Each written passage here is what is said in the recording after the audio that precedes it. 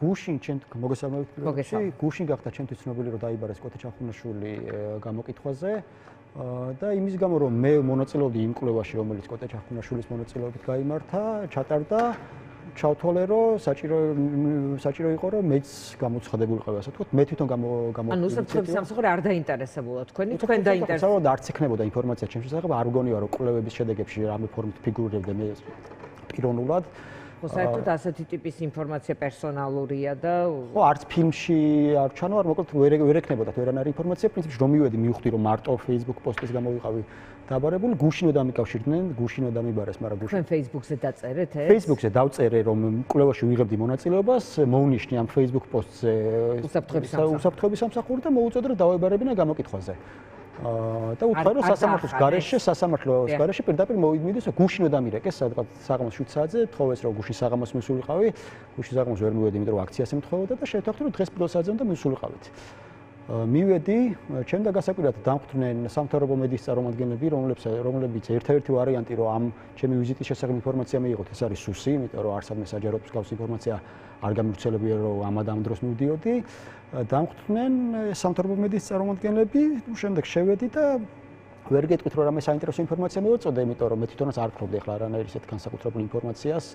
მათი კითხვებია საინტერესო თქვენ ამ კვლევის დეტალებზე გკითხავთ მე მაგრამ მათი კითხვები რას ეხებოდა კითხვები ეხებოდა რა ტიპის გამოკვლევები ჩამიტარდა რა ტიპის სამეცნიერო გამოკვლევები ჩამიტარდა ვინ ატარებდა ამ გამოკვლევებს ვინ დამიკავშირდა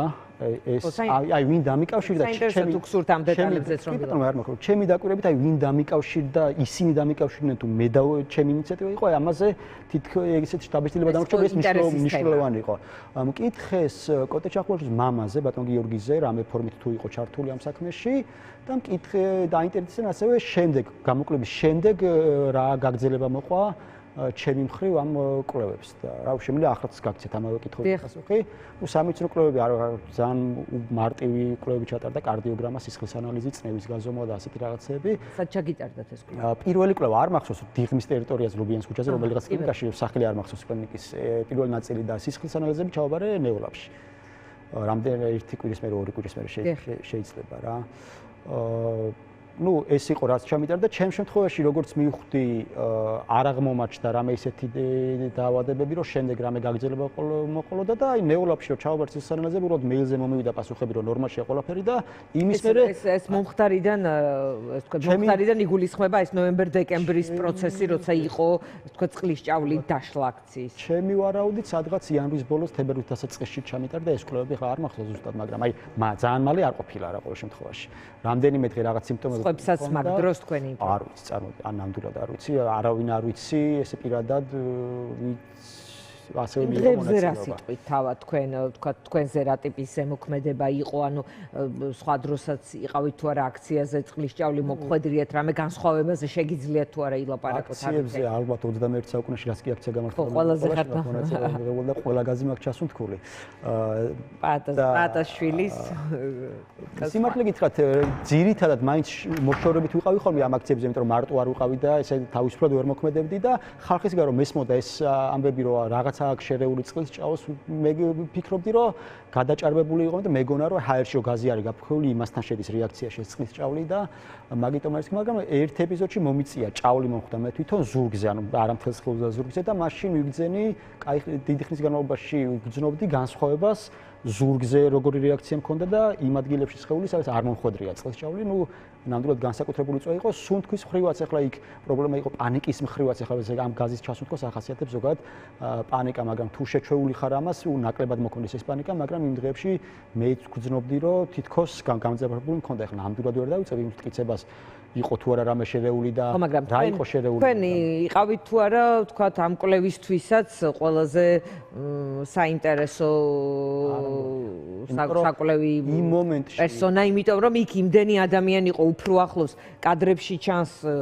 მათ შორის ჩვენ ჟურნალისტებს რესპონდენტებს ვთქვათ როგორ გადატარებით და სახეში მათ შორის ესხმებათ ეს ჭავლი მე როგორც ხვდები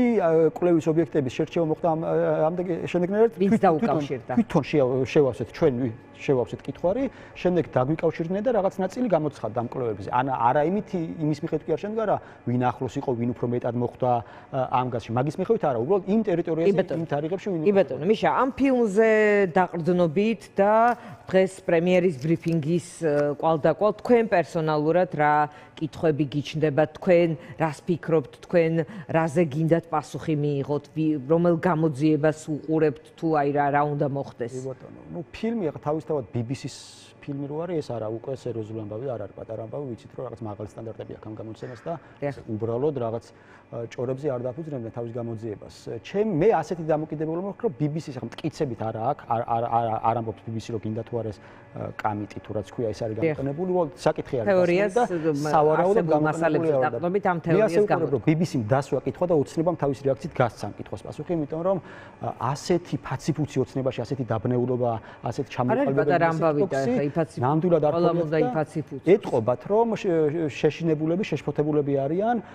კომენტარებში აცდენიან, მაგალითად დღეს კობახიძემ მე არ მახსენდება შემთხვევა, როდესაც ოცნება იყო თავდაცვით რეჟიმში და პასუხისმგებლობაზე ლაპარაკობდა. ოცნება პასუხისმგებლობაზე ლაპარაკობს მხოლოდ მაშინ, როცა საკითხს ისაყენებს და ვიღაცას ემუქრება, რომ დაგიჭერთ პასუხისმგებლობას მომხდეთ და ამ შემთხვევაში დღეს უკვე დაიწყეს კობახიძემ გააკეთა კომენტარი, რომ თუ კი ვინმეს პასუხისმგებლობა დადგება, ეს იქნება მერაბეშვილი, ესე იგი ოცნებაში განიხილავენ იმ ვარიანტს, რომ ამ საკითხთან მიმართებაში შესაძლოა ვინმეს პასუხისმგებლობა დადგეს. ეს უცხოარი მათთვის მე არ მახსენდება ასეთი შემთხვევა და მე უფრო ოცნების რეაქცია მაძლევს იმის საფუძველს, ვივარაუდო, რომ რაღაცა მართლა ისე ვერ იყო, როგორც უნდა ყოფილიყო. არ ვიცი, ეხლა ეს კამიტი იყო თუ რა იყო, მაგრამ რაღაცა მგონია, რომ რაღაც რომ გარეული ამას არ უარყოფდნენ მაშინაც დარახველიძე, გომელაური, დღეს ეს დაადასტურა. ასევე ამ კოდის ქვეშ რომ რაღაც ნივთიერება, თუმცა